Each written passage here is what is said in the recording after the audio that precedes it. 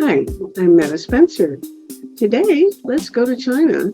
Only let's be careful where we go in China because we have to watch out for COVID. And that's what we're going to talk about. Because I have not yet had a conversation with anybody from China about COVID, but we know that in the last several weeks or months, there has been a big change in their policy about how to handle the pandemic, and it's cost a lot of lives, or maybe it's been a good policy. I'm not quite sure. We're going to talk about that. And I have some friends here who certainly are China experts, and I'm going to expect that they'll just have conversation among themselves. And Yang Chen is a research scholar in law and a fellow at Yale Law School's Paul C. China Center, where her work focuses on the development of science and technology in China and also on U.S.-China relations. She was trained as a particle physicist and has worked and did work for over a decade at the Large Hadron Collider. So it was quite a change in career line when she moved over to law. And I guess in Pennsylvania, where are you, sir? Are you Philadelphia? In Philadelphia? Okay. Guibin Yang is a professor of sociology and communication at the University of Pennsylvania. And in Winnipeg, I presume, is my friend Ellen Judd, who is a professor emeritus of anthropology at the University of Manitoba. And she has been living and working in China for many, many years. And mostly in rural China. Professor Yang, let's ask you to give us a briefing, because you probably are following things. Well, I know you're following things better than I am because I'm not up to par at all. But tell us what has been going on and your understanding of what to make of the situation in China. Well, I think first, thank you, Meta, for having me, and really wonderful opportunity to talk with great scholars and friends. So the current situation, really, I think the biggest policy change, as you briefly mentioned, was really the early December, late November last year, when China decided to stop its zero COVID policy. And that happened very abruptly and surprising to many, because a lot of us here was prepared for a long haul, and partly I think it was in response to the protests that were happening in the streets, but partly also I think was in response to the changing situations of the virus, and of course many other related situations, economic conditions, and so on. So I think that's the main thing I would mention. And I also would like to add very quickly that our attention ever since then has really focused so much on this sudden change of zero COVID policy and its consequences, including the huge number of deaths that happened as a result.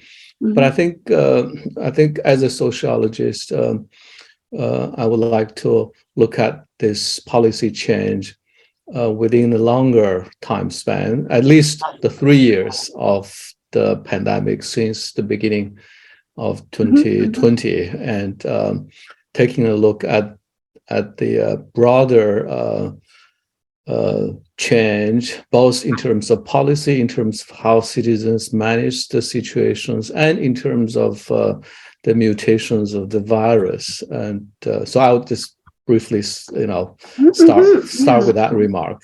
Yeah. Okay. Actually, I'm interested. I hope I'm sure we'll come back to that. But the political implications of this overnight reversal, what does that mean in terms of power dynamics? What does it reflect? Does it have any other implications in terms of the power structure in China? But I don't know whether you want to answer that yet, because I guess we want to just get clear maybe about what has actually happened and in what sequence. Yeah, maybe you can kind of sketch for us the trajectory of their policies, because first of all, we know that they were not very forthcoming about what was going on. Everything was hidden, and then I don't know what kinds of pressures led to what policy changes over the whole 3-year interval for you. Right. I think if we start with the lockdown of Wuhan in January 2020, that also happened just abruptly and surprising, shocking, really shocked all of us, shocked the world. And, that's, I think, the major first policy. But then after the lockdown was lifted in Wuhan, that's in early April 2020, pandemic basically came under control. So the country was immediately opened, and we here were still under lockdown. And we really envy our colleagues back in China who are already traveling around for conferences, much of the rest of 2020. And I think early 2021 as well, I think the situation really became serious with the Omicron virus, and because of its highly infectious, character. And then that's the time, if I remember correctly, that's the time, July 2021, when the zero COVID policy came into place, really, I think, rigorously, and the country began to have one lockdown after another, major cities around the country. And since then, it seems that it's impossible to reverse that policy anymore. It's almost like felt like it took on the life of its own. And we know, like in Chinese policy making, a policy once made is not easy to change. It has its inertia for all kinds of reasons. I'm not sure we have time to go into. But partly also, we know that there is relatively low rate of vaccination among the senior population, and so that was a relatively weak capacity of hospitals around the country to manage the situation if there was a really national breakout. And that's what happened after the zero COVID was suspended late last year. I'm a little unclear about is you as you mentioned it, everybody was jealous because your friends in China could travel when people in the rest of the world couldn't much. And yet, how come it didn't really decimate the population at that point? If they were traveling around, why did they get off pretty light for some reason? I think that the virus was already under control. For instance, in Wuhan, during the 76 lockdown period, there were citywide testing of basically the entire population of the city. It's a kind of zero COVID policy, zero COVID testing. If ever a case was found, or also a case of near contact was found, these individuals would be put into temporary hospitals, would be moved away from their family for treatment. So in that's why people were able to travel around, because there was no longer the spreading of the virus in much of the rest of 2020. Okay. Listen, I want to encourage the Yang and Ellen to really participate by asking each other whatever is on your minds, as if I'm not here, because I'm sure that you're in a private conversation. You would have concerns that please don't wait for me to call on you. In other words, because I know you have things to share with each other and questions to ask. Yang, what's on your mind? Well, I thought I might follow up on Professor Yang's point with regards to just like the brief timeline. And I think if I take out two time periods, right, at the very start of the pandemic and during at the end of last year's the policy reversals. And I think what we really see here is the political dynamics with regards to policy making and with regards to policy implementation in China, how it may often be characterized in the Western discourse as some kind of very top-down uniform approach, but really power is fractured within the Chinese bureaucracy, and the lack of transparency is often because of a conflict of interests. So what we saw at the very beginning of the pandemic in Wuhan or in Hubei province is the initial obstruction came from local bureaucracies, even at hospital administrator level and local health bureau level. And also information can flow within the Chinese bureaucracy. So the Chinese CDC was informed fairly early on, but they didn't have the legal authority to inform the public, not in the US, as in the US case. And so there was information flow in the Chinese bureaucracy itself, and there were central government sending in delegations to inspect and such. But the public was more or less still being kept in the dark until there is this lockdown in Wuhan, as Professor Yang just mentioned, that feels very abrupt.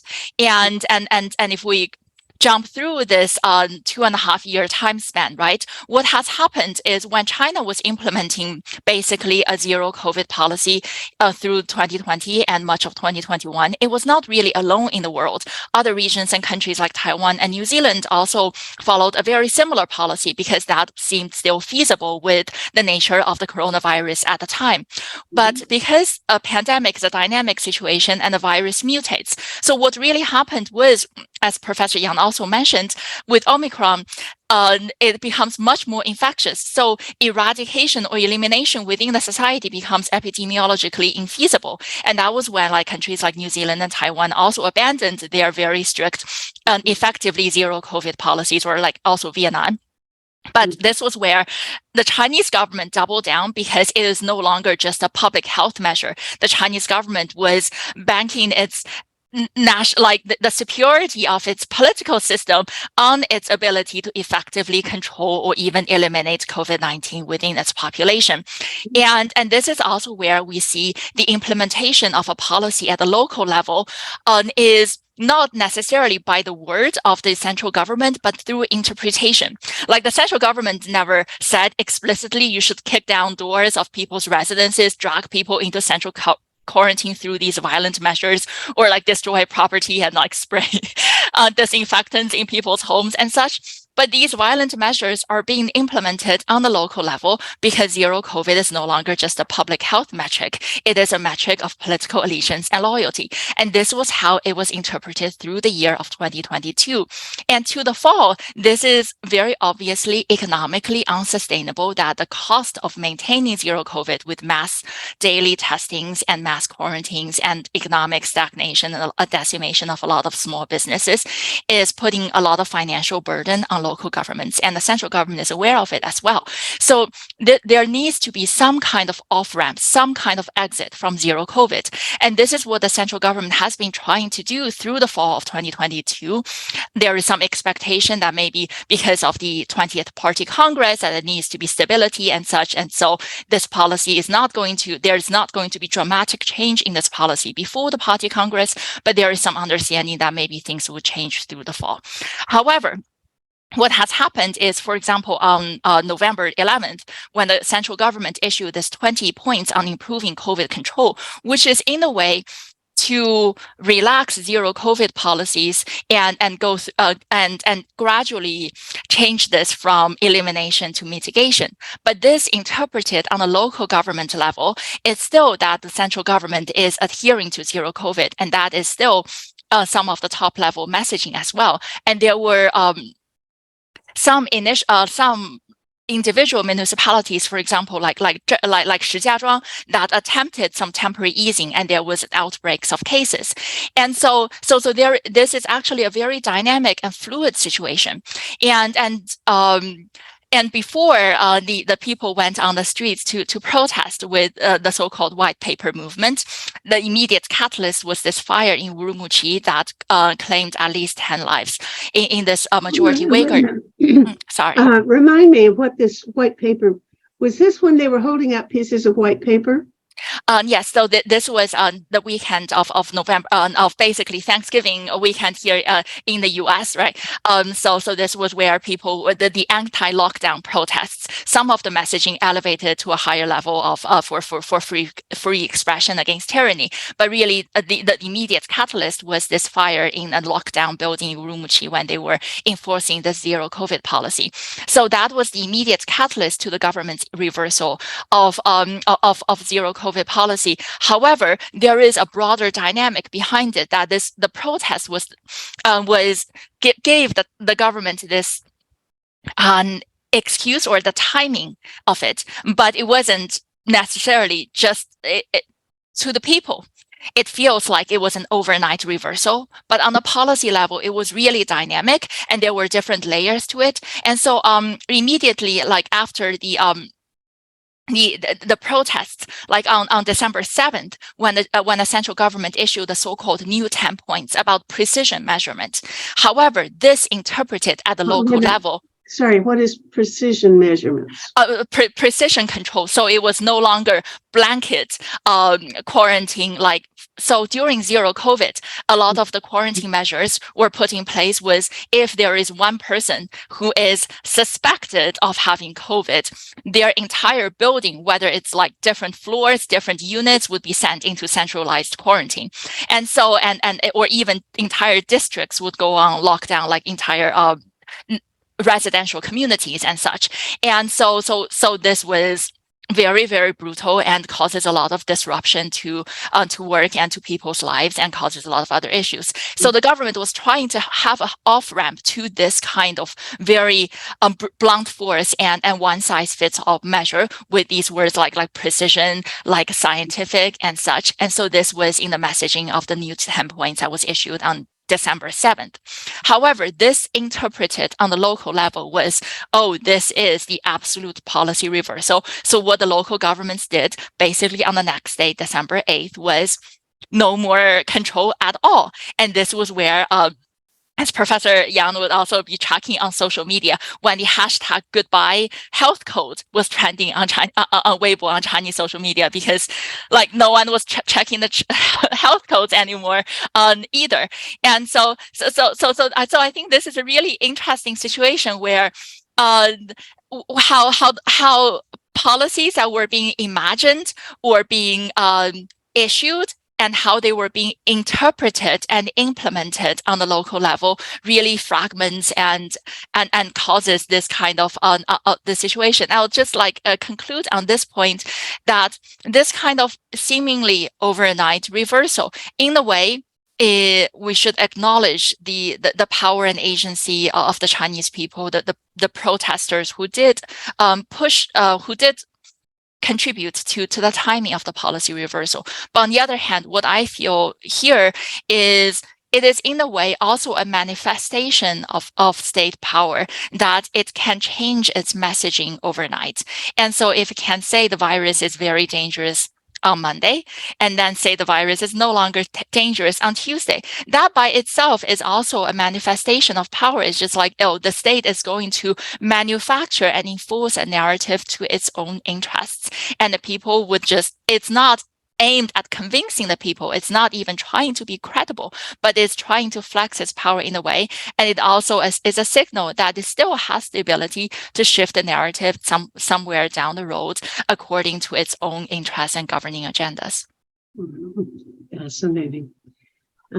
Is it true that this that the policies or the experiences differed from one city or one region to another, or would you find pretty much the same story throughout the country?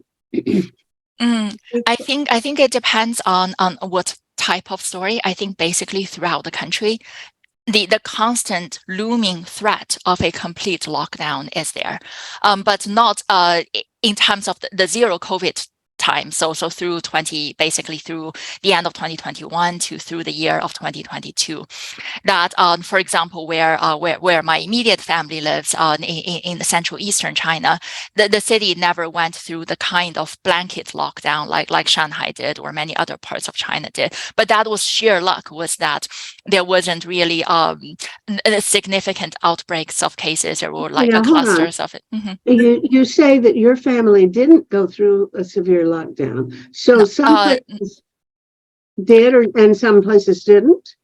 That was so in the beginning of 2020, at the very beginning of the pandemic, when Wuhan was going under lockdown, and basically effectively all of China was going under lockdown, and that of basically all my immediate and extended family in China experienced. And but what I'm talking about is later during the zero COVID phase with the Omicron variant, starting from late 2021 through the year of 2022, when the lockdown measures were being enforced in a much harsher way, and also much more prolonged because of the nature of the virus. It really cannot be eliminated, and so the outbreaks would always happen from time to time, pop up at different places. But it's not that the entire country was under lockdown the way that most visibly from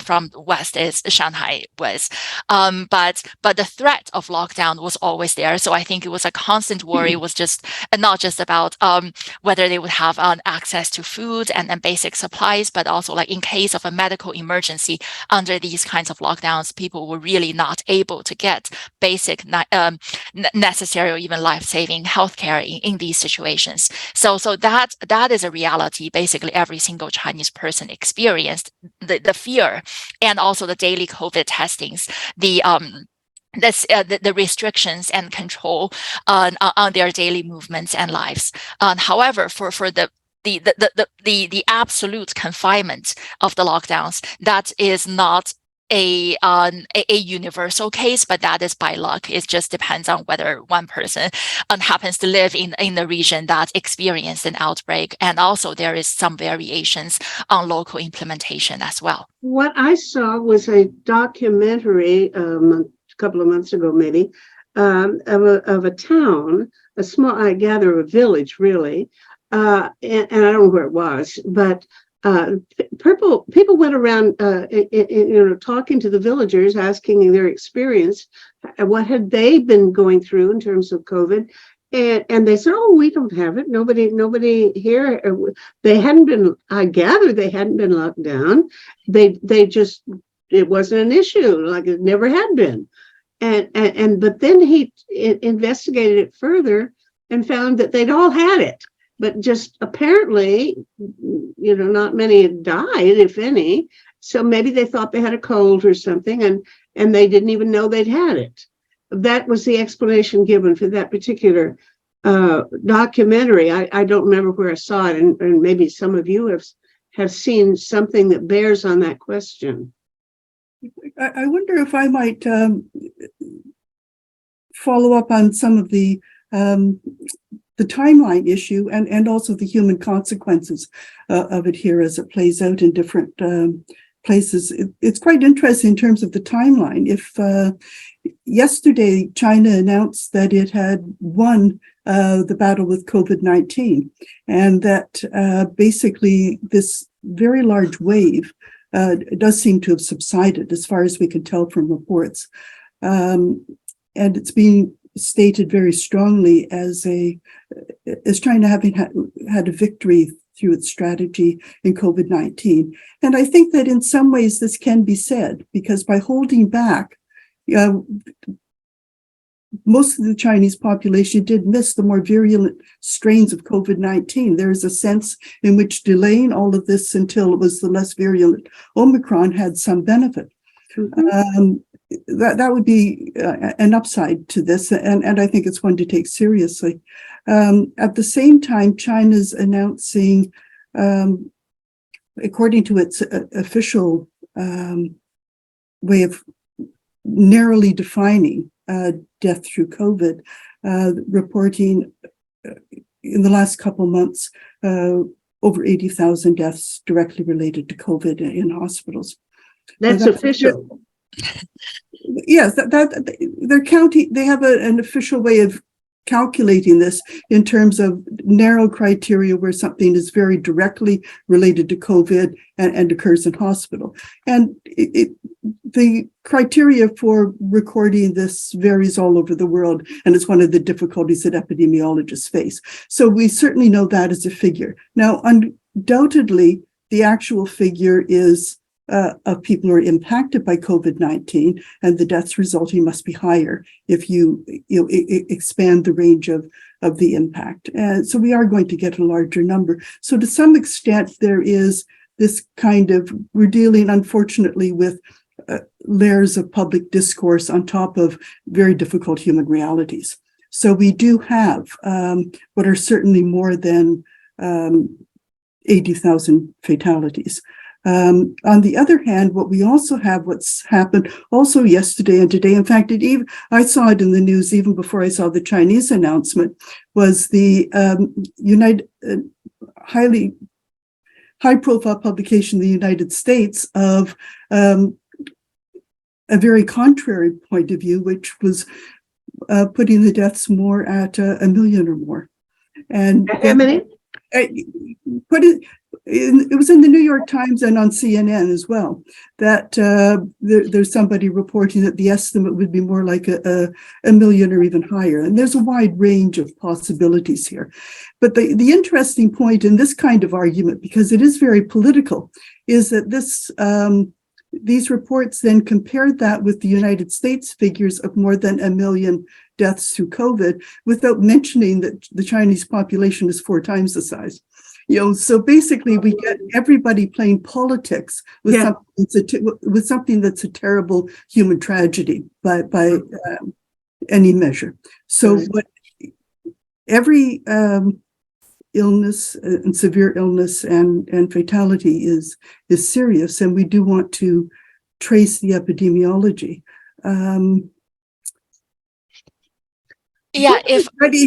So we do have to look at this, and the numbers matter. I don't want to reduce this just to a question of an argument over numbers, except that they do enter into both strategies and, unfortunately, into the kind of war of words we have between the United States and China right now.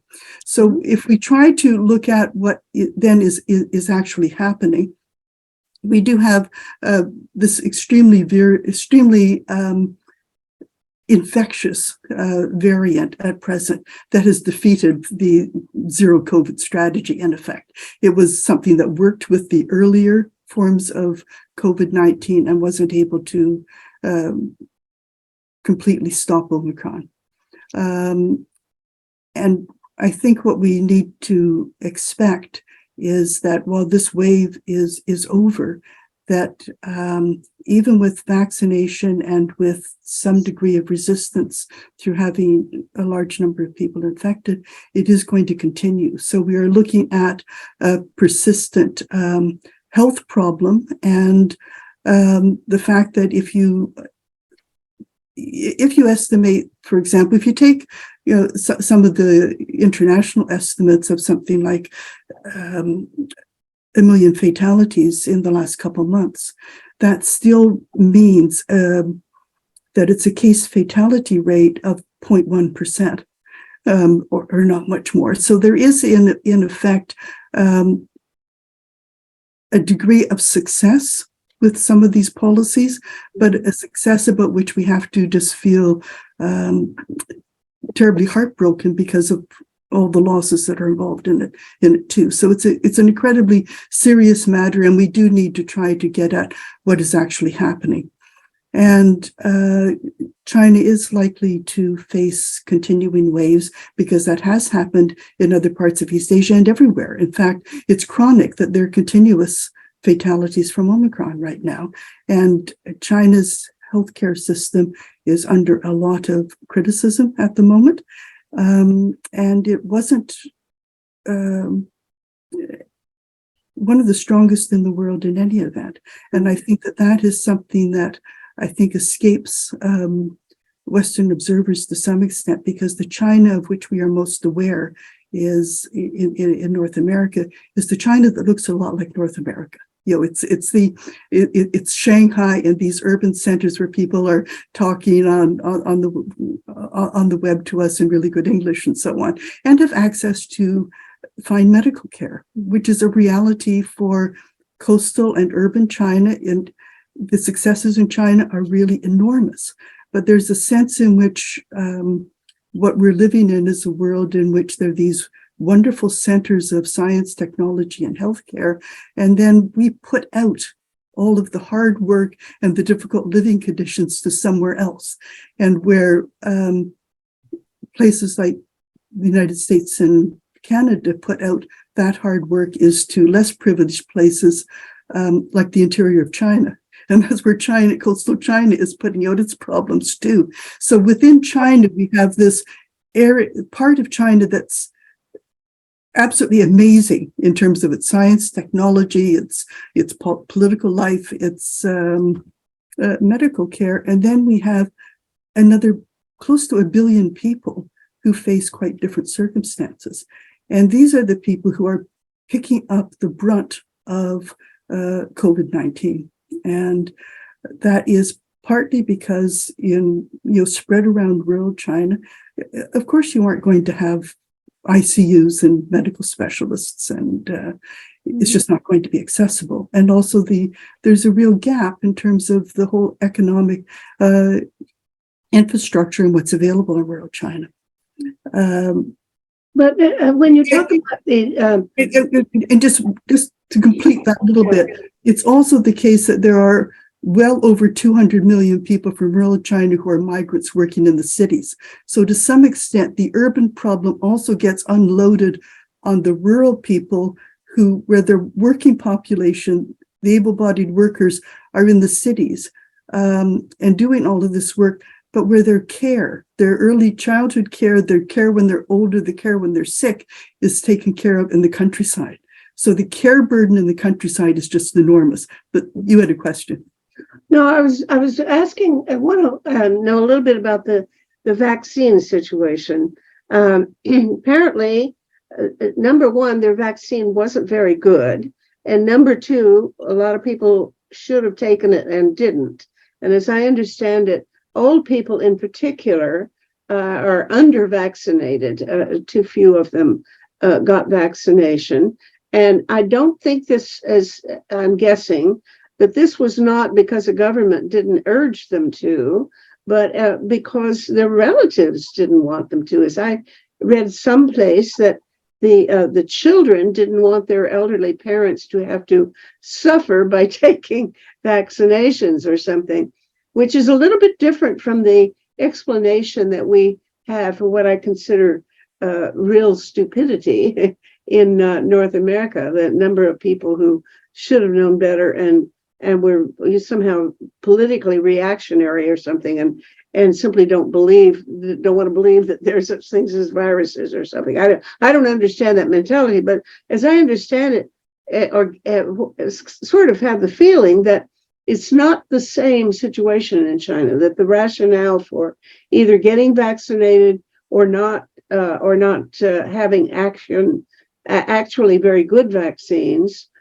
that it's a different situation, a different explanation than would be the case in North America, for example, or Europe even. Yes, there are several different reasons for the vaccine hesitancy in China, or just the lower rate of vaccination among elderly people.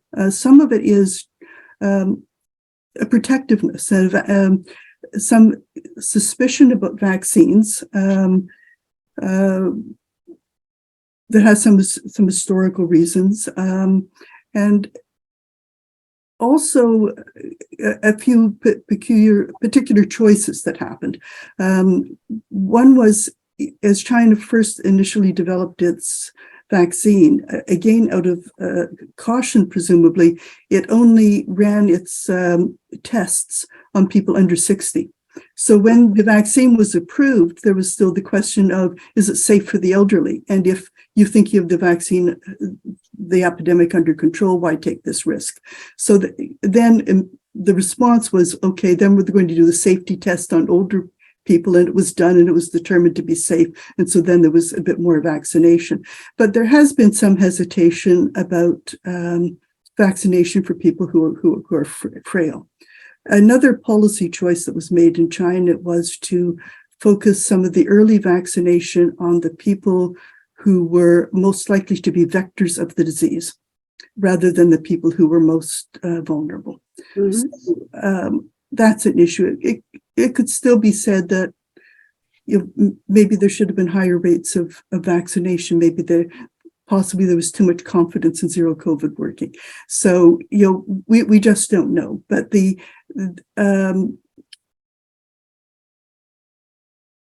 isn't the vaccination rate one would wish. A lot has been done.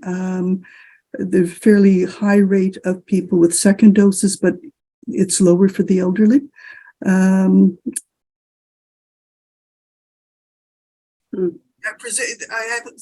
can't tell you the exact rates right now because of the last that seemed to be published. I think your voice, and they've continued to vaccinate. So yes, more vaccination would be helpful, but it doesn't. At present, with Omicron, it doesn't stop people from getting infected. It does reduce the effect. I don't know if my friends have anything to add on the subject of vaccination. yeah. Yeah, like actually, so my mom and my grandmother are still not vaccinated, and and it was a continuous point of frustration for me over the entire past year. And then I think just like following up on Professor Judd on your points, right? And I think it is I'm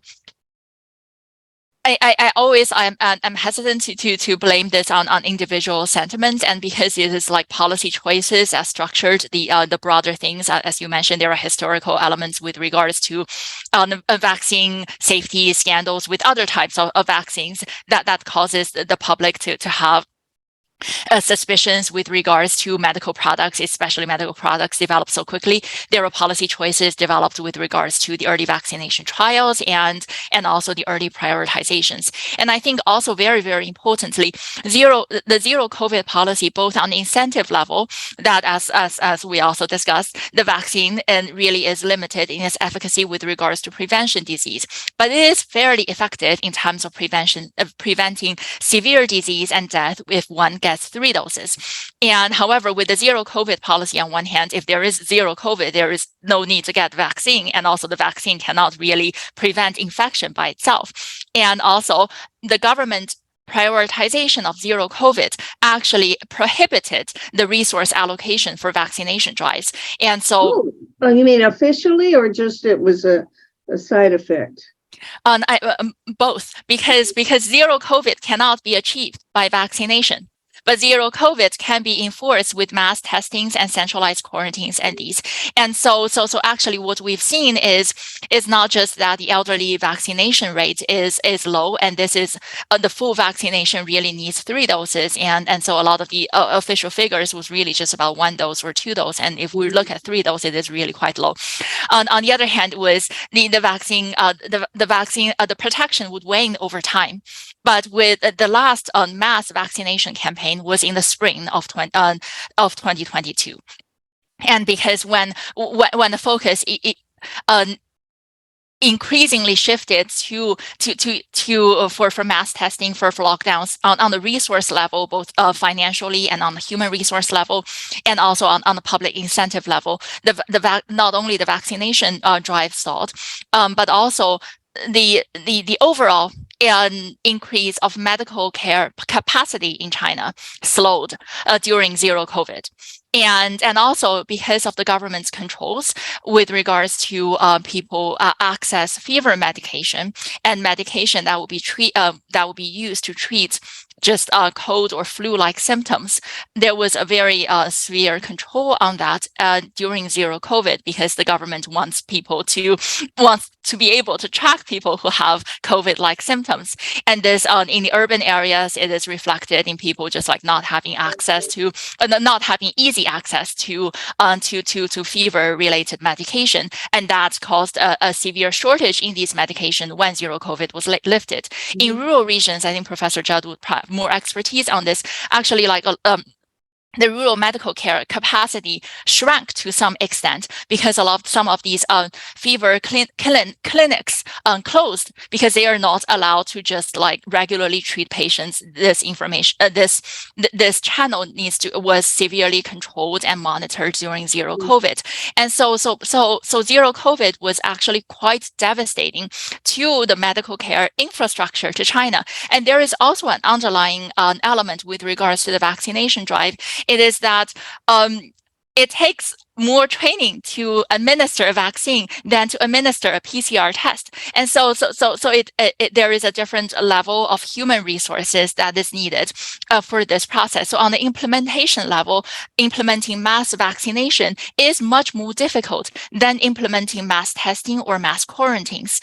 And I actually would love to hear more from Professor Yang with regards to some of the misinformation and disinformation campaigns on social media that some are official or semi-official in an effort to discredit the mRNA vaccines from the West, and that to an extent also contributed to the vaccine hesitancies in general in China. But also there are some filtered anti-vaccination sentiments from like right-wing overseas Chinese language circles that have been filtered back into Chinese social media. I know just like from very anecdotally, even like my mom has forwarded me some of that as a reason that she's telling me not to get vaccinated. And so I would love to hear more from Professor Yang if you've been tracking some of these social media campaigns and some of these trends with these narratives around vaccinations or policies in general. Yeah, I want to hear too. Not sure I will answer. Yeah. But I just want to add a couple of remarks about the issue of vaccination. I agree with you and Ellen completely about, I think, some of the factors that have discouraged the population from getting more vaccinated. I think the only thing I would add probably is, the public in general, from the very beginning, developed such fear of the virus. It's so much fear of the virus, something that's very, we hear, in Philadelphia, in North America broadly, we know people didn't even fear death, right? They didn't believe there was that virus. Some people that way. I feared it all completely. I just have been in lockdown involuntarily ever since. Exactly. I still want to go out. So, but the point is, I think that sense of fear really was the basis for very strong popular support of zero COVID policy. And the effectiveness of the zero COVID policy from the beginning, as Yang said, ironically, served as a kind of disincentive for people to get vaccinated, because if the whole community was under lockdown, nobody was going out, there's no chance of being infected. Why would you need to get vaccinated? Right. I think that sense of fear lasted all the way through to the end of last year, and then suddenly, because when the zero COVID policy stopped, we still see people on social media asking, was it true that there were only light symptoms? Could it be really bad? And people are still not sure what this disease might happen, might cause you. There's a lot of fears about the long COVID too. Some of this completely is disinformation. We don't know where the disinformation comes from, but there's a lot of fears about both the getting COVID and then the long consequences of COVID. So that really gives people. Sure, but you think that they were more scared than we were? Oh, I think so. I think it definitely the kind of public sentiments there was a strong sense of fear from the very beginning, and that's why people didn't. There was a lot of support of the zero COVID policy, and I know people when that zero COVID policy stopped at the end of last year, that fear began to return. People didn't feel safe anymore to go out of the community. Well, tell me, if you will, about there was the reason they let up was because there was this huge protest movement. And I want to know about how that happened, because normally, I mean, I do hear that there are protests in China. It's not unheard of, but it's not something that you really expect to see a lot of, or we don't hear much about anyway.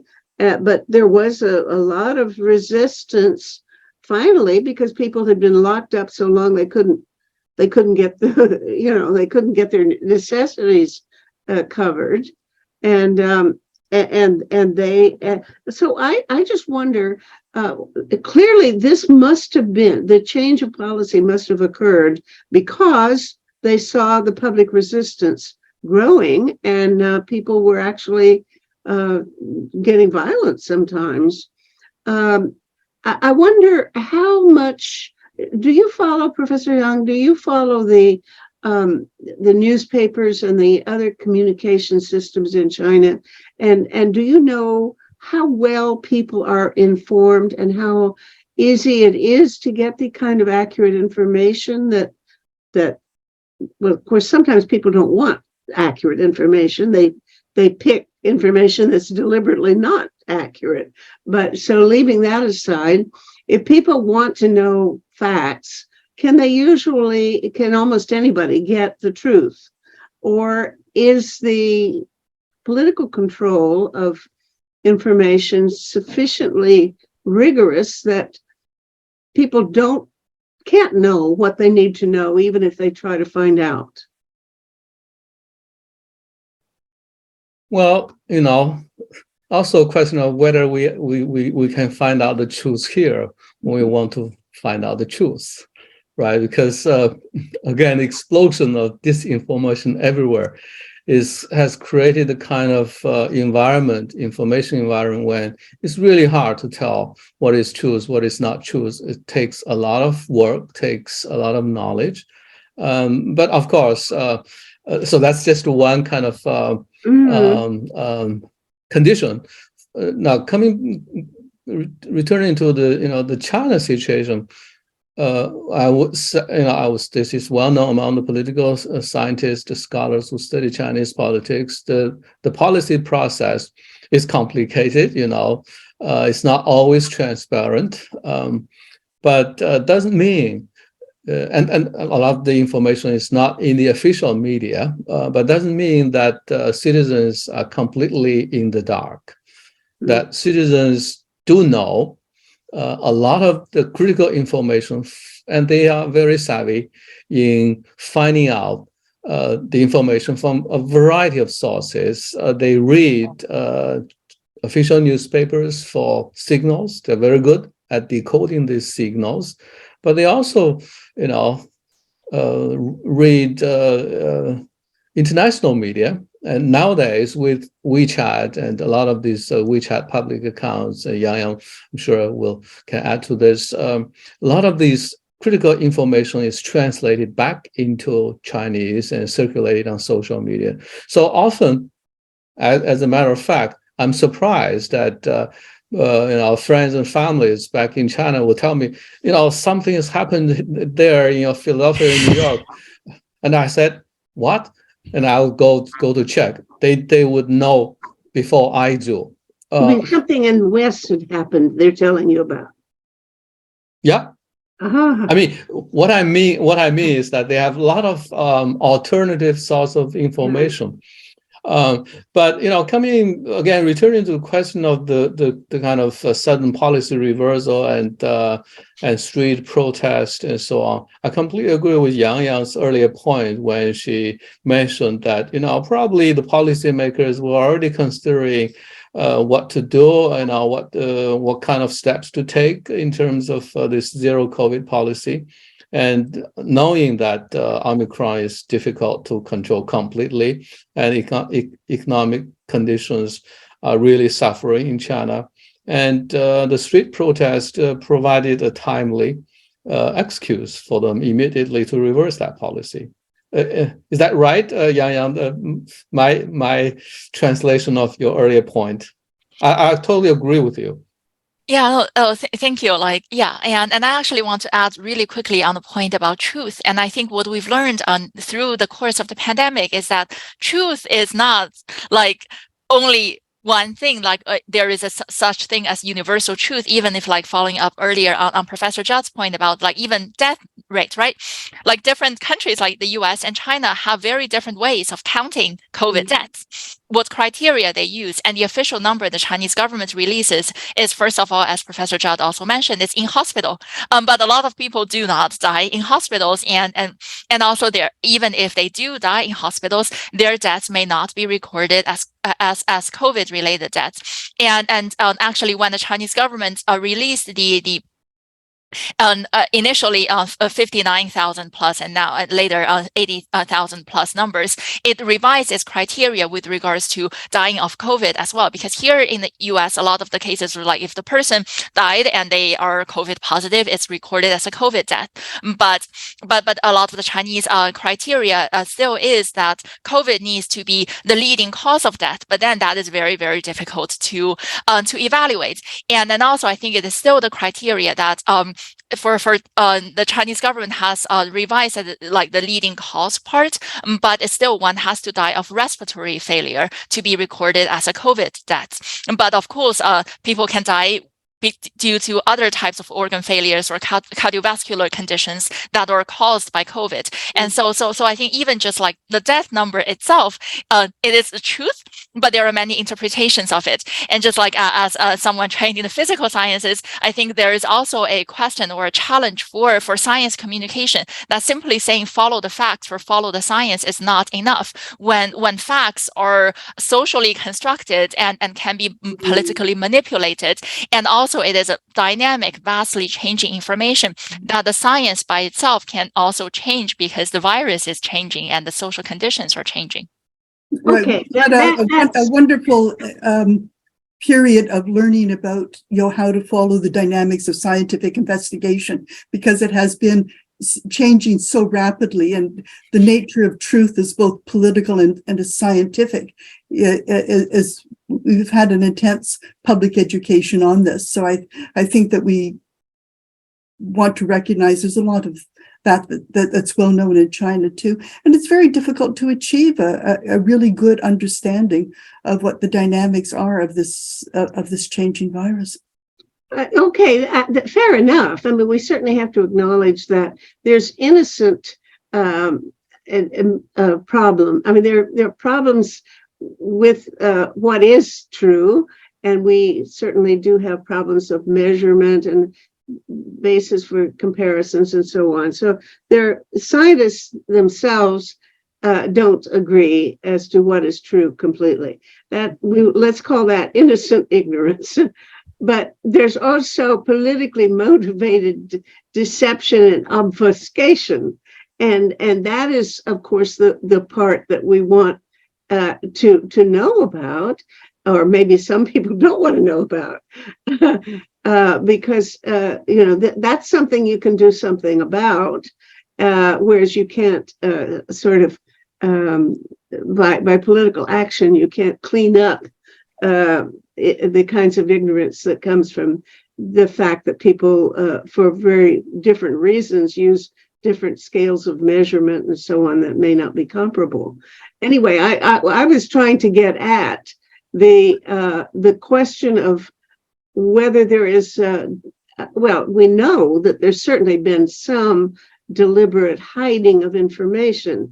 Every government does it, but my guess is that China did it a little more than the average, because at the outset, of course, there was a delay in getting the information, and the WHO had trouble getting the information, and then there were teams of people who went to investigate whether or not, for example, the virus came out of that wet market or out of the nearby research lab, and we are told that they were given a tour that was carefully stage managed. So how much, there's no quantitative answer to that, but I think it's worth making the distinction between the kind of innocent ignorance that is just part of the human condition, and the kind of ignorance that is controlled and deliberately manipulated for political ends. Sorry. I think we live in a world where both those things happen. I think one thing that I think I'm hearing from both Guobin Yang and Yang Chen is, and that is my impression as well, is that there's a great deal more knowledge and participation and protest and pushing back in a variety of ways in China than is recognized outside China. And it happens in a lot of different forms, some of which are just, there's a little bit of control over what is heard outside China. Well, actually quite a bit of control over what's heard outside China, but there's more of it moving around within China. And a lot of the time when there is speech and there's action, it's high risk, but it can be effective. And in a sense, it's easy to practice free speech in Canada because a lot of the time nobody's paying any attention. But in China, there's a little bit more attention given, and I never fail to be impressed with the people who are politically active in a variety of ways, subtle and not so subtle, and effective, and through various channels. So it is a vibrant political culture. And one of the interesting things there, I was talking with a Chinese friend about this just last night, is the extent to which retired workers in Wuhan are right now protesting what is happening in adjustments to their health benefits, because there's a restructuring of health benefits underway in China that some authorities in China say is a very good thing for improving the stability and the quality and the efficacy of the health system, but in the short term result in less in an immediately available health spending account, and that people are pushing back against because their economic situation has been very difficult too after all these years. And so there's an intense engagement about what the public is willing to support in terms of changes to their health benefits. And that's a really interesting discussion to be having. And I think it has a global importance because we have things like that going on at home as well. And probably just about everywhere in the world, health systems are being challenged and there's political debate on that. And we see that in China too, with Wuhan activists. So taking the Okay, and that almost bears upon the next question I would have liked to raise, except our time is about over. And that is, what lessons can we learn from, if any, from the Chinese experience that may have bearing on our own policies? Is there something to be gained from looking at the Chinese experience and taking lessons from it? Anybody have any final thoughts about that? For myself, I feel what really should be learned, or one of the things that should be learned, is that China as a country, or the Chinese people, Chinese society, shouldn't be exoticized or essentialized just because of the authoritarian nature of its political system.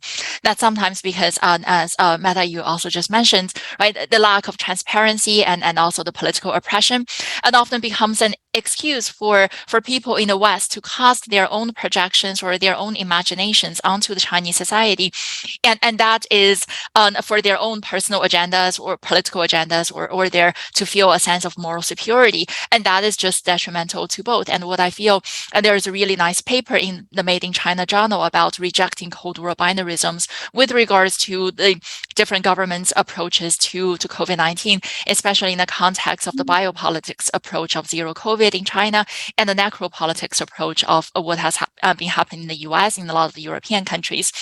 And I think there is a really lesson to be learned, that this almost becomes a microcosm of the so-called whatever great power competition, that there seems to be a binary choice that both sides, China and the West, can point to the other and a lot of the mistakes they've made as a way to prove their own superiority or their own rightfulness. But the question that really should be asked is that this choice is not a binary. We shouldn't be limited in our moral and political imagination to think that this is just us or them, either or. But there are really better approaches. And at the end of the day, we're all connected together, as this pandemic has taught us that our fates are connected on the surface of this planet. And nations, like the human bodies, are all porous entities.